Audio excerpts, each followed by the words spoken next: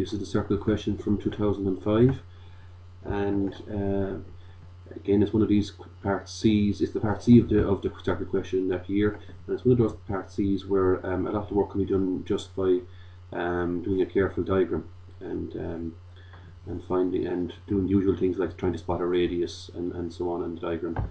Okay, so if we just draw a circle to represent this.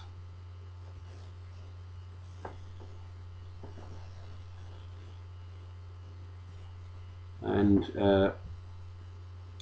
there's a kind of a hint here for us. There's 2 points, 7, 2 and 7, 10.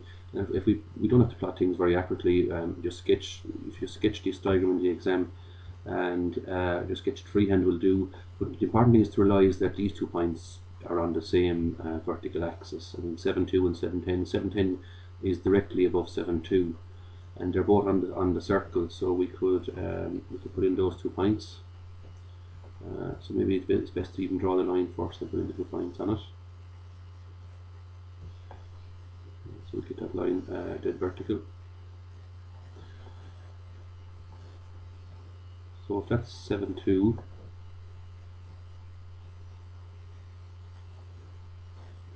and that's the point 7, 10. So we've been given 3 pieces of information about this circle. We've been given 2 points on the circle, and we're told that this line here is a tangent to the circle, and we're asked to find the equation of the circle. Now again, maths is all about interpreting what the question really means, and when they say they want the equation of a circle, if we can get, in any circle question, if you can get the centre and the radius, well then you automatically have the equation.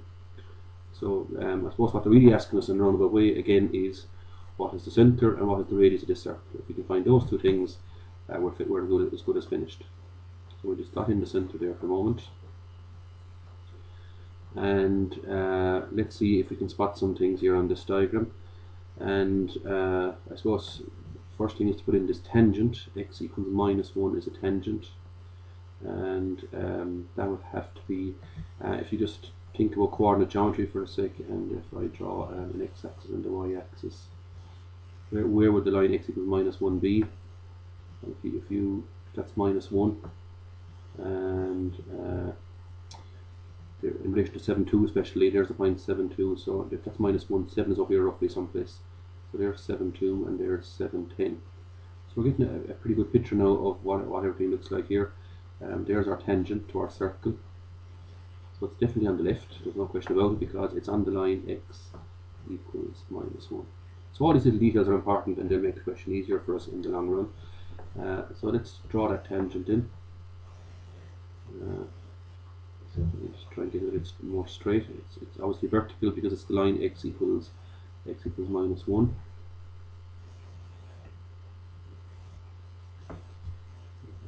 Just exactly have to get that line right now.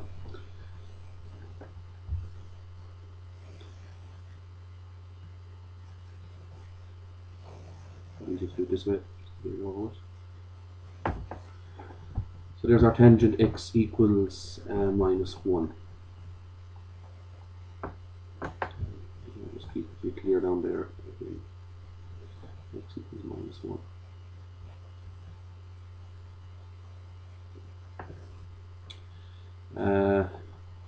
Now again, let's be alert as to exactly where these coordinates are. If that's the point 7, 2, it's just above the x-axis. So we can put in the x-axis down here someplace. So the x-axis is going to be down here.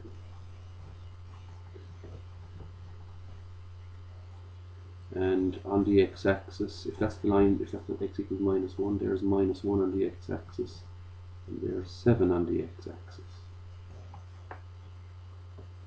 So straight away we have a distance there. We know that distance must be 8. I mean, between -1 and 7 there's 8 units. So there's the distance of 8 from there to there.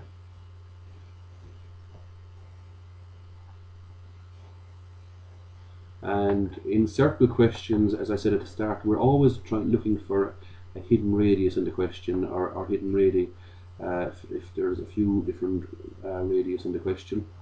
And let's shade those in, because they'll always lead to something.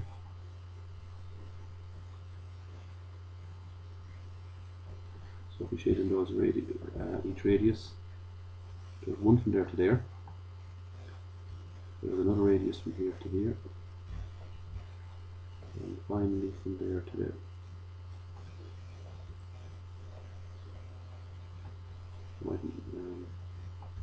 That one should look more perpendicular if we can make it. Okay. Try to get it exact, but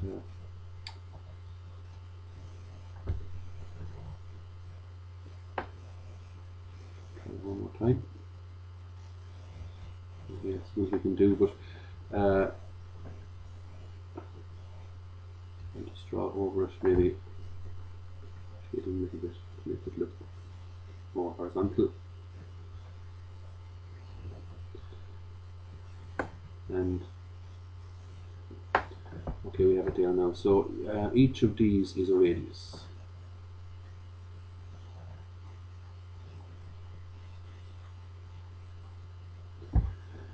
And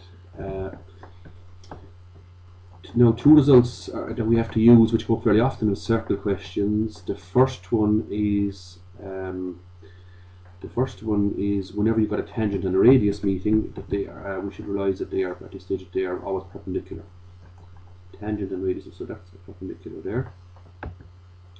And another result that we always use is if you draw a line from the center to a chord and make it perpendicular to the chord, well, it divides the chord into equal parts. It bisects the chord.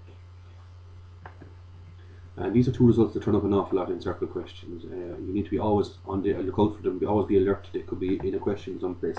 And again, when you spot them in a diagram, you're at a great advantage, because it's always going to lead to something, so some new progress in the question, which will bring you closer to solving it.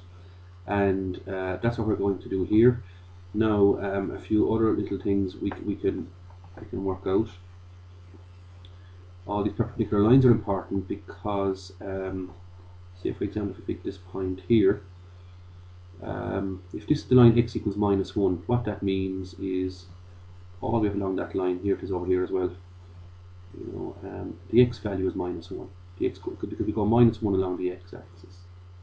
That's what coordinate. You have to get into the meaning of what coordinates mean. So that point is -1 something, because it's on the line x equals -1. So the x value is -1. So it's always going to be -1 something. The other thing to realize is that because this is a perpendicular bisector, we've bisected this line. Well, this point here, for example, is now definitely a midpoint. Midpoint between 7, 10 and 7, 2. Now the middle of 7 and 7 is still 7. It's on the line, that line, so it's still the x-coordinate is 7.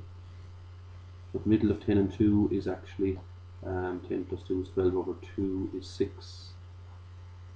So you can just use a midpoint formula, or even just work it out just in your head like we did there.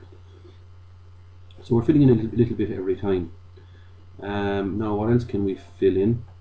Well, now a few more things are becoming obvious on this diagram, because if that's the point 7, 6, that means that the height, again, think back to the very basics of what coordinates mean. 7, 6 means we go 7 along here from the origin. Actually, if I bring the origin there, it means from the origin, if I go 7 across and 6 up, that's what 7, 6 means. And it's at the same height as this here, so this means this must be 6 as well. It must mean that we go back, so we go back 1 and up 6. So because that's 6, that must be 6. And not only that, but the center point of our circle must be something 6 as well, because they're all on the same horizontal line. And again, just been focused on what we're looking for. We're looking for the center and the radius. That's all we need to solve the question. To find the equation of any circle, you just need the center and the radius. And we're very nearly there now. We're just missing the x part of the center and the radius itself. But yet again, if we just use our knowledge of coordinate geometry, let's just draw a construction line down here. That's going to be the point. If we just call that, we don't know what it is. Let's call it. Let's call that point, for example, any letter at all. Maybe call it P. We don't know what the x-coordinate is, but we just call it P. Just say, for example, P was 2. just say p was 2, would that mean, you know, that was 2, that's minus 1, which is the radius from there to there, which is the same as from minus 1 to p. So if that point p was 2, well, the radius would be 3. For example, it's minus 1 as far as 2. You know, if that point p was 4, that would be minus 1 to 4, it would be a radius of 5, and so on. So how do I get the radius? All I have to do is, whatever the number is here, it's that, so if that was the point, if you use the point 3, for example, it's 3 and 1 is 4. So you have to, the radius is always going to be p plus 1. Because there's 1 unit here, and there's p units here, so it's p plus 1 altogether. So we know we finally have found over the radius. The radius is p plus 1, whatever this the value of p is. But we've got another formula for the radius, because the radius is also, as it happens, the distance from here to here, or from here to here. So we can take either of these two and use the distance formula to get the radius also. So let's use the distance formula. And from here to here, for the example, it's going to be x2 minus x1, so we'll say 7 minus p to be squared, plus y2 minus y1, which is 10 minus 6 to be squared.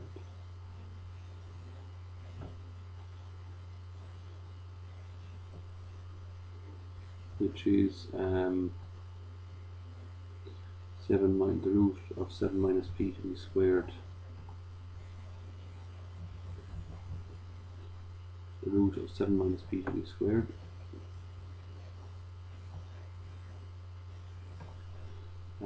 Plus 10 minus 6, which is 4 squared, which is 16. So p plus 1 is equal to this. And of course, we're going to square root, we square both sides. And if you square both sides, you're going to obviously get a value for p. If you get a value for p, that means you have the centre, and you also have the radius, because the radius is p plus 1. And that's the question solved. So the rest we can leave up to yourselves just to finish as an exercise. That's the method for doing the question. As you can see, very little working out in it. If you get all the details on the diagram, there's very little working out remaining in this part here. There's an alternative method for doing this question, which is longer, but probably a more common way of doing it. It's simply to use the general equation, x squared plus y squared plus 2gx plus 2fy plus e equals 0, and sub in the first point, sub in the second point, and that will give you two equations in g, f and c.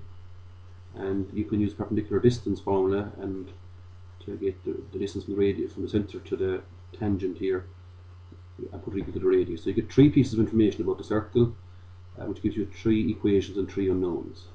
That's another way to do the question, and that's another common way to do these part C's as well. But this way definitely shorter if you can work with your diagram and fill in using, you know, their coordinate geometry and circles and so on.